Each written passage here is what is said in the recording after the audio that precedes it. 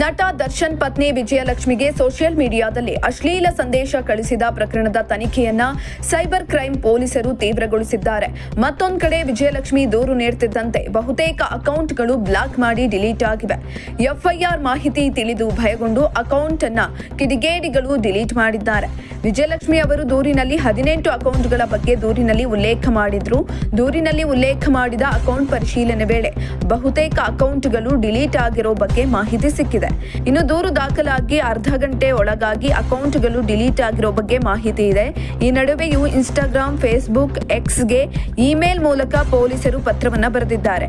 18 ಖಾತೆಗಳ IP address, ಖಾತೆದಾರರ ಮಾಹಿತಿ ನೀಡುವಂತೆ ಸೂಚಿಸಲಾಗಿದೆ. ಇಂತಹ ಇನ್ನಷ್ಟು ವಿಡಿಯೋಗಳಿಗಾಗಿ ಲೈಕ್ ಮಾಡಿ, ಫಾಲೋ ಮಾಡಿ, ಶೇರ್ ಮಾಡಿ.